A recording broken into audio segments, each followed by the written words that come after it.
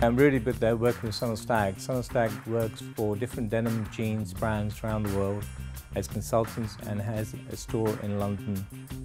We're going to show you how to look after your jeans and get the best from them.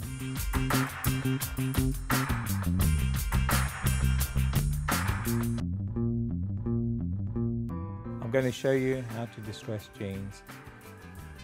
Most people want to distress jeans to make them look vintage and worn. So the final result will be something like that, where it's showing distress and so on. Some people will want to actually make sure they're ripped and so on.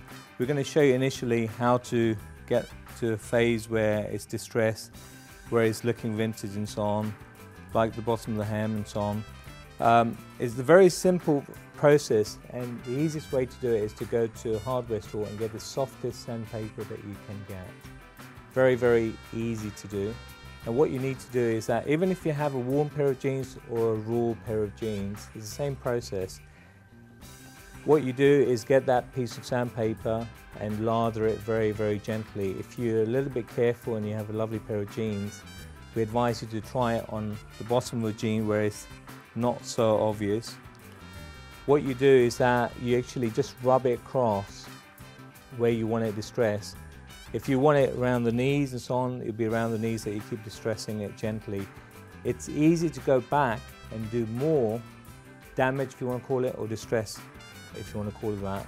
It's obviously not very good for a pair of jeans. It does weaken a pair of jeans, but nevertheless, cosmetically, if that's what you want, you do that. You would actually then rinse out the jean to get a feel for how far you've taken it. And eventually, when you've actually sandpapered it sufficiently and you think you are close to the result that you want, and it's not a pair of dry jeans that you want to save as dry, you're happy to wash it, then the next rule will be to actually wash it around a 40-degree wash.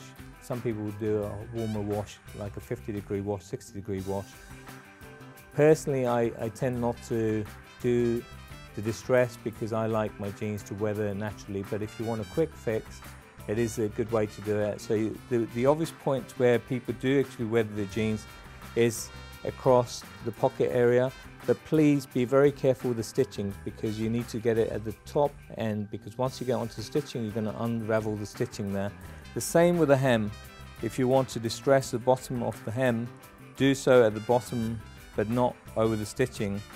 The weathering there, the puckering as we call it, actually happens over a period of time with a raw pair of jeans. And that is how you distress a pair of jeans.